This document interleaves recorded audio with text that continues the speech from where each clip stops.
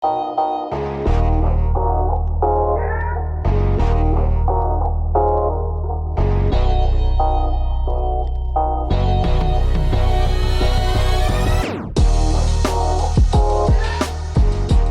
we have as a guest Congressman Mast, who is our representative from the 18th District in Florida.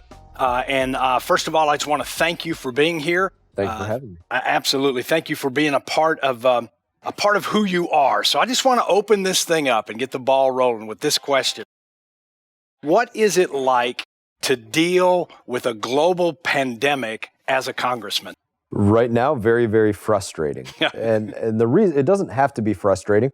Challenges don't have to be frustrating by nature. It's all in how you go out there and deal with them. So we have a situation going on where I work in the House of Representatives where I don't think it could be debated that Congress is not working at the pace that the American people need that, with the urgency that the American people need Congress to go out there and work. And that is by design of the Speaker of the House saying, listen, we're not going to have members of Congress. They must be this high and mighty political class that have to be handled with little soft gloves and, can't be placed in any kind of danger. That's not the reality. Important work needs to be done for healthcare workers and people shipping things and people at the grocery store and, folks from our, doctors to nurses to military, firefighters, police officers, you name it. And even well beyond that, there's work that needs to be done. And that includes the work of the House of Representatives, and it's not getting done. And that's why it's so frustrating. My guess is that the majority of the people don't actually understand the House and the Senate and your role and the fact that you're elected as a representative for this district and you are in fact in a position to help make laws for this country. We were discussing right before we came on about the process of how it gets introduced to the floor. Mm-hmm. And I think most people don't really understand that sometimes you don't even see what's in it until it hits the floor. Can you address that? Yeah, we'll start from the beginning, right? Quick lesson on it, right? We have Congress, which is a bicameral body. You have the House of Representatives, where I am, based upon population, and then you have the Senate, 2 senators for every state, regardless of the population.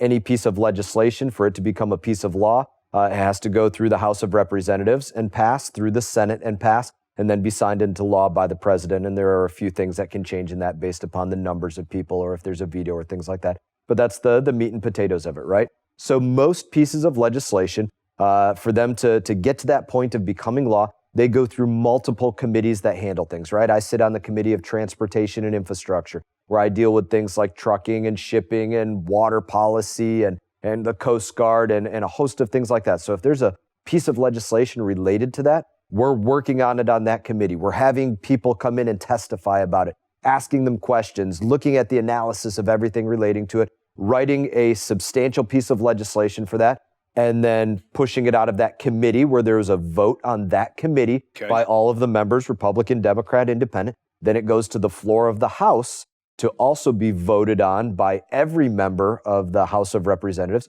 And then it would go over to the Senate, where it might also go through the same committee. But on the Senate side of it, where they might make some changes, the whole floor of the Senate, all senators would vote on it after that. And if they change something, then it has to come back to the House of Representatives, and we have to marry those 2 bills up together. Or if they don't change anything and they just pass it, then it can go onto the president's desk. Wow. So maybe taking that in light, you're a believer. I'm a Christian in practice. Amen. And so how does your Christianity play out in that process? What are you seeing of Christ in our House and Senate? We believe in a Christian foundation of our country, but how do you see that play out? You've heard me speak about this before, and so I think one of the most important ways that it plays out for me personally is that demand that has to be placed on our life, regardless of our age, of our situation, of what happened yesterday or the day before or the week before, that we go out there and we do everything that we can to achieve what we want out of life in the next days. And that means facing risks, facing difficulties, facing those challenges that are placed in front of us, even when we're looking for a miracle in our life, right? And I think you look at nearly every biblical story that exists of a miracle, and you scratch your head and you sit there and say, wow, think of the work that had to go on behind the scenes to actually get to that point, right? I'll use a soldier example, David and Goliath, right? I was a soldier. I was a very capable soldier. I loved doing what I was doing. But if you were to stand me up next to somebody the size of Shaq, one-on-one, right? That's an intimidating situation that Sure. you don't know how you're going to come out the other side, right? You have to go out there and you have to fight the battle in order to get to the miracle result that you want. Or let's go New Testament, right? And let's think about, somebody having to claw away the roof of somebody's house. Imagine somebody going to your house, clawing away the roof of your house in order to get somebody in to be seen by Jesus, to have a miracle performed, or water to wine, or feeding 5,000, all these things. There was real work that had to be done to accomplish those miracles. It wasn't simply a snap of the fingers or a twinkle of the nose, and it happened. And I think that's one of the most important things that I carry with me as I look at all legislation, is that this demand has to be, above all, that as Americans, we go out there and be demanded that we put our absolute best forward, and then we try to help out beyond that. How has it been then dealing in a congressional way with things like governor's executive orders and the Constitution? Because obviously at a core of what you do is defending the Constitution, and there Yes. seems to be these constant arguments about what are we doing in the light of this pandemic that's infringing upon the Constitution. I think you got to start from a premise and say, what is it that unites us all as Americans, right? It's not how many pennies we have in our pocket. It's not the work that we all do. It's not the hole in the wall that we come from, or you name it, religious beliefs, color of our skin. The one thing that we all have in common, the common denominator for every American, is those rules by which we live by that are bigger than ourselves as individuals, which we have an entire Supreme Court devoted to the interpretation of laws underneath of those rules, our Constitution, that we say, you know what, it was here long before Brian Mast, and I pray to God that it's here long after Brian Mast, and that's something that is the common denominator for all Americans, that we can count on that. And I think that's the way that you try to go forward as a legislator. Are you seeing an infringement against that Constitution going on in our country today? Yeah, it's always pushing the limits. Some people think that I've pushed the limits, and it's fair for anybody to argue and go out there and have those debates. My personal opinion, though, that I try to bring to Congress is that the most middle that anybody can be for the bringing people in from the left or bringing people in from the right is to be constitutional. If you follow the Constitution, that is the middle ground for everybody, regardless of how far left they are or how libertarian they are, you name it. If you follow that, that is your roadmap to being the most middle. That should be considered the most middle, is to be constitutional. Wow. So what do you see as a country in Congress? What do you see that we're learning from this pandemic? I think the most important thing that I say that I learn, or that I see being proven, that I believed anyways, is that government can't manage the risk of the individual. Government should not be asked to manage the risk of the individual. It is not the right tool for that. And let me give you some examples, right? Say we all have a doctor, and we go to the doctor, and the doctor says, listen, don't smoke, don't drink, eat less bacon, jog more, do more sit-ups, whatever the doctor tells you. The government can't take the report from your doctor and say, you need to go do that. If you don't do that, then this. Yeah. We have that freedom in our lives to go out there and take it or leave it. Right. And through this pandemic, we learn the same thing, or we're being shown the same thing. People have to go out there and say, do I have pre-existing health risks? Is my immunosystem somehow deficient in this way? Do I have this line of work that I come in contact with a great number of people, or a great number of people that are likely to have this virus? What is it that is my risk profile? What is the risk that I bring to those that I love in life? Do I have a 90-year-old family member living in my house, or somebody that has cystic fibrosis, or you name it? What is that risk profile for me? And then I need to go out there and live accordingly. Whether the risk is COVID-19 or seasonal flu or something far worse like smallpox or Ebola, you need to manage your own risk profile, and the government can't do that. I'll give you one more example in this, right? Go ahead. We look up to Michigan, right? I got a lot of friends in Michigan. Yes. And I've had some of them call me. They're like, can you call our governor, put in a word there? I said, listen, I don't think a governor of Michigan cares at all what a representative from Florida has to say. But the situation is, I got friends up there that are landscapers, friends up there that are painters. they were told they can't go out there and do their work. They're not allowed to go to work. Right. And then what happened to the people because of government? The people were told, well, listen, if these people can't go to work, we're going to rope off the areas of the stores that sell paint and sell gardening supplies. Because if they can't go to work, you're not allowed to garden and you're not allowed to go paint. This is the United States of America. Yeah. If you can't go plant a plant or paint your wall or go outside for a walk, then we are ceasing to be what we can be and should be. And I think that's the lesson that I think has been proven in this. Yeah, go ahead. So it sounds like you agree that some of the measures that have been taken have been very extreme. No, they have been extreme in many cases. I think our governor here has done a good job of tempering that. And then even beyond going down there and saying each area has its own risk profile. Miami is different than Fort Lauderdale, is different than Palm Beach, is different than downtown Stewart, is different than Port St. Lucie, and so on and so on and so on. And so county commissioners get to go out there and make those decisions, not just coming from the governor, right, where the governor says, whole state, you are going to abide by this. No, each county, you have your own profile, go out there and do that accordingly. And that's much better than the federal government certainly doing it, much better than the governor doing it. But yeah, I think there are still oversteps that occur.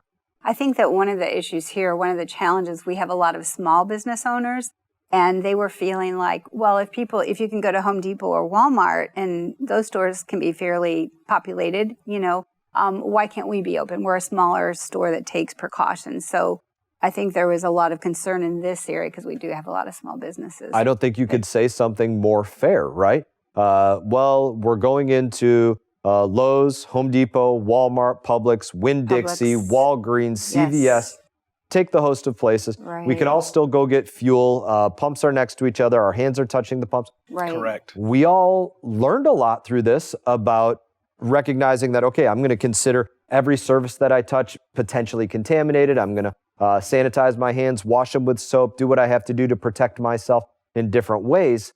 But it's very easy to ask that question and say, listen, how is it that you can have that many people in there, but we're not allowed to do this over here? And I think that's a very easy question to beg that's accurate. Yeah, I think along that same lines, we've been asking the question, we don't see in the news Home Depot and Walmart employees all going home with coronavirus. They're the most in contact. I talked to a store owner here in Stewart who said, he's a grocery store owner, a Publix or a manager, and he said, we have never had more people in the store at one time than we currently do. And he even talked about having the 7 a.m. Elderly group come in to shop, senior group. And his comment was, this just doesn't make sense to me because now I have all of these people in my store at one time who are the most susceptible. So if there's a surface or a contact or anything that can get them, they're all in here together. Churches, as an example, right? I mean, churches saying, listen, we have the same square footage as this other space. Why, at minimum, could we not allow for the same occupancy? Or, a restaurant, as an example, right? I was out at Pizza Luna in Stewart yesterday. I was got my boys' haircuts on my 3 boys' haircuts on Mondays, right? You can go out there and judge your own risk. You should. That's your responsible as an individual. And then go out there and manage it accordingly. Agreed. And I think that's what's really missing here is the individual responsibility versus the government desire to take responsibility for the individual. Or common misery is what you get. That's the desire, unfortunately, for how a lot of folks want to see government operate is, listen, if there's going to be misery, let's make sure it's common misery. So I think that some of the concern here was if these rights are being taken away from us now temporarily, how much of this is going to become permanent? Like, is this just another government push to kind of back us down, see how quickly we'll react, see how quickly we'll give up our rights? And some of these laws maybe that they're putting in place to remain in place like indefinitely. And maybe you can speak to just that I've seen like 2 different populations of people that are going out there and living regularly, like I feel we have, and then others that seem to be in a fear and panic and wearing masks and looking at you funny if you don't wear masks. Like, how do you think this has changed things? And do you think it'll be like permanent or temporary? Look, I don't look at anybody as wearing a mask as that's fear or panic. That's them managing their risk, right? Based upon what they feel can help or what they feel and maybe helps them from spreading risk to others, right? Maybe they have a slight cough in their throat. Maybe they're prone to allergies and they don't want to spread something to anybody else. You name it. There could be a host of different reasons. Sure. That's not fear, panic. But should any of us allow ourselves to base what should be policy for everybody on a fear or a panic? No. You look at what the fear is, you assess it, you assess how you mitigate those risks, and you move forward in a calm and purposeful way. And that's the way that you should do it. That's, for me, I give the example, I was a bomb technician, right? My job was to move forward towards the device that everybody else wanted to go the other way from. And when I did that, I didn't run towards it. I assessed what was going on. I looked around it. I assessed the risk of it. What was the profile? What had gone on in that area before? What we were seeing? And I moved forward to tackle that device calmly and purposefully. And you know what? Clearly, there are still risks. Some people maybe look at that and say, well, the risks weren't worth it. No, the risks were worth it. Some jobs are always inherently dangerous. Our law enforcement officers, our fire, our military, they're always inherently dangerous, but you still got to go out there and do the work and get the job done. I know that you have been doing a lot of work lately on the employment front, on unemployment, on helping people get their benefits. Why don't you talk a little bit about where we are on those things? Yeah, so let's start first with the unemployment system, which has been very painful for a lot of folks that are trying to get through it. Now, I'm going to give you a statistic going back. Let's say this is probably a 3-week-old statistic, if not that. And there was a change in the director of the State Agency of Economic Opportunity. That's the unemployment agency. And right after this new director took over, he put out a tweet that said, we have 830-something thousand claims that have come in, and we've processed 30,000 of them. It was a jaw-dropping number to be. Wow, that is, that's how far behind the system was. It wasn't meant to handle this kind of load across the nation. Other states are dealing with this as well. So that's being overcome. It's painful. It's not happening right away. The only silver lining that I can give in working through that pain is that there is retroactive assistance, whether you're talking about the state unemployment or the federal assistance that was offered, what's known as the CARES Act, that $600, it's retroactive. State unemployment back to March 9, CARES Act unemployment retroactive back to March 29. So if you were applying and you still haven't heard anything, just know that it will come and it will be retroactively paid. Now, the other assistance that we're giving is the most important assistance to say, listen, let's go out there and make sure that you have the option, the opportunity to have your career or your job or switch. If you think it's the right time, this has become the right time for you to look for a different direction. So myself, my staff, we are reaching out to anybody and everybody. If you're hiring one person or you're looking for 10 people, if you're within driving distance, we basically look from Orlando to Miami. That's kind of the parameters of what we look for, because people might be willing to drive out that far. We are listing those jobs on our site, mast.house.gov. We have a Serving You tab. You go under that and it says Virtual Job Fair. And under that Virtual Job Fair, we're listing every job that we can find. We went with USA Jobs, which is the federal government's online portal for a federal job. FBI, CIA, ATF, Fish and Wildlife, Corps of Engineers, Customs and Border Protection, you name it, right? If it's a federal agency, that's where you go for their jobs. We got every job within our area off of there and put it up on the site. Home Depot, Lowe's, Walgreens, FedEx, UPS, Amazon, A1 Truss and Roof, pool companies, you name it. If they're hiring somebody, we put it out there. Counties, if they're hiring somebody, we put it out there so that if somebody is looking for work and they're calling our office, we can say, we'll help you with that, but also be aware the sheriff's office here is hiring and wants you not just for a week, they want you for a career that has awesome retirement benefits or you name it. That's how we're trying to do it. How does the employer get a hold of you to notify you that they've got positions? Give you my personal email, right? Okay. Wow. BJM for Brian Jeffrey Mast, right? BJM at mail.house.gov or G-O-V. BJM at mail.house.gov. If you're an employer and you want somebody to come to work for you, we will put it up. And if somebody's calling us saying they need help with unemployment, we'll make them aware that these are the positions that are also available and to go look there because they might find something even better than the assistance coming from the state. Now, you are our representative, I think, from as far south as about Palm Beach. The parameters basically go, if you go down to Palm Beach International Airport, you're pretty much on the southern line. All right. We run all the way out west to Royal Palm and Loxahatchee. We go out into the middle of Lake Okeechobee, and we run all the way north, every border of Martin County, every border of St. Lucie County, right up to the border of Vero Beach, pretty much. All right, so fair enough. Why don't you give me a few minutes here about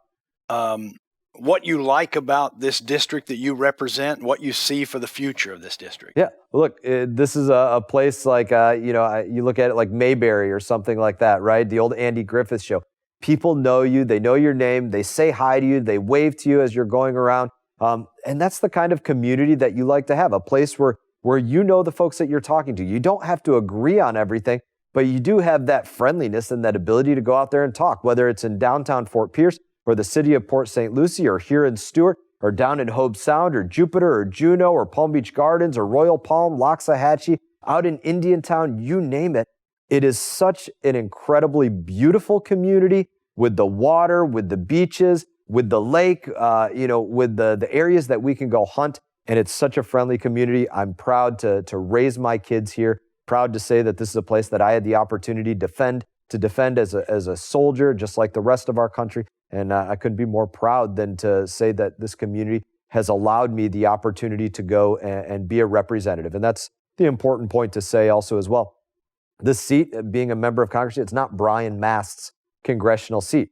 This is the congressional seat of the 18th Congressional District and all the residents of all the cities and communities around here. It's your seat, and I'm just allowed to sit in it and be a representative for a period of time, and it's an honor to be able to do that. Fair enough. Well, tell us a few things in closing here about things that you're working on for the district, things that you see for the future, things that you're excited about coming up. Two biggest things that I'm always working on, and this goes back to design of the committees that I sit on, right? I'm always working on veterans issues, and I'm always working on water issues. We are an area here that historically has been stepped on when it comes to water policy. There's a lot of needs for municipal water supply for agriculture, water supply to prevent saltwater intrusion, in what other water areas, water supply to make sure that the Lake Okeechobee is not too low, a host of different needs that are needed. And the way that this community right here has been stepped on historically is that in order to keep water for many, and then even keep too much water for many, and then to an attempt to mitigate risk for people that could be flooded, we get waters that are dumped on us. Now, one of the most important things that we were able to accomplish in this last year is to do two things. Number one, get the EPA to write a standard, a numeric standard for what is considered toxic algal blooms. It was critical.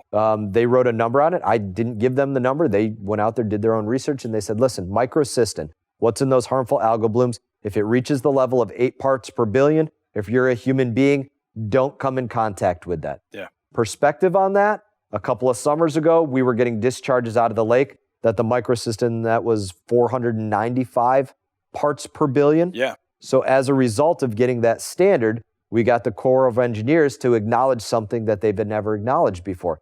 Yes, in fact, we have been discharging toxic water into your community without so much as telling everybody. Now, we knew it, right? We have common sense. We knew that it was toxic. Sure. But they wouldn't tell us. They wouldn't cop to it. And now that bell has been rung, it can't be unrung, and it has to be taken into consideration in water policy, which is what we're pushing forward now, is to say very simply, don't poison our community. Agreed. You got to keep water for everybody else, that's fine. You got to protect these other communities, that's fine. But in order to do that, it can't mean poisoning the population of another community ever. Yeah. So Awesome. Those algae blooms that we dealt with in this area for quite a long time, those are seasonal and release based on Lake Okeechobee, correct? It's several things. Now, I just gave you an example of when there was 495 parts per billion microcystin coming out of the lake, that NOAA satellite imagery was saying the lake right now is about 90% covered in algal blooms. Those algal blooms were directly discharged into the C-44 canal, all the way out here into the waters just behind this building. Yep. Very literally, that was the flow. Now, that's not to say that we don't have local problems, right? We have local runoff that contributes nutrients into our waterways here, whether it comes off of a farm or a golf course or a yard or a roadway or or out of a sewer system, or you name it, right? There are local problems that exist that need to be fixed. Now, where is there a divide for me in that, right? I acknowledge all day that we have local problems that I don't want to see. But the water coming out of Lake Okeechobee, the comparison to me is like this. If you dropped a piece of garbage in your backyard, that doesn't give me the right to say, well, you got garbage in your backyard. Let me go grab the garbage bag out of my kitchen from underneath the sink and go dump that in your backyard too. Right. That one doesn't mean that you can do the other. And that's the way that it's been sold to many across the state. Well, look, they got their own water problems over there. So it doesn't matter that the problems of Lake Okeechobee water and those toxic discharges, it doesn't matter that they get dumped on there because they have their own water problems anyways. That's not the case. One does not equal the other, and it wouldn't be right for anybody else to do that to any other person in terms of their yard. What would you want to say to your district in closing? Number one, it is an honor to be able to represent you, and I thank you for that opportunity. And number two, to say, you know what, every single day that we wake up, we don't walk out our door with the label Republican, Democrat, Independent, Libertarian, you name it. We walk out the door as Americans. And every single day that we walk out the door as Americans, we walk out the door with more in common every single day than what we don't have in common. And every single day that we wake up in this country, what waking up in America means to me is that when I wake up in this country today, it means that it doesn't matter what happened yesterday. I get to decide today for myself that today is better than yesterday, that this week is better than last week, this month is better than last month, this year is better than last year, regardless of what yesterday was. It doesn't matter if yesterday, if I lost 2 legs and a finger, I get to decide the next day if it is a better day. That is the opportunity that America guarantees to me, guarantees to every single person that wakes up under 50 stars and 13 red and white stripes. And that's why I couldn't be more proud than to have been a defender of this country as a member of the military, and to now be a defender of this incredible nation as a member of the House of Representatives. Appreciate you giving up the time to do this. Glad to be with you. So Brian Mast, a father, a husband, a war hero, a United States Congressman representing the 18th District of Florida, but I think most importantly, a believer in the Lord Jesus Christ. Thank you so much for being with us here today. God bless you all. Have a great day.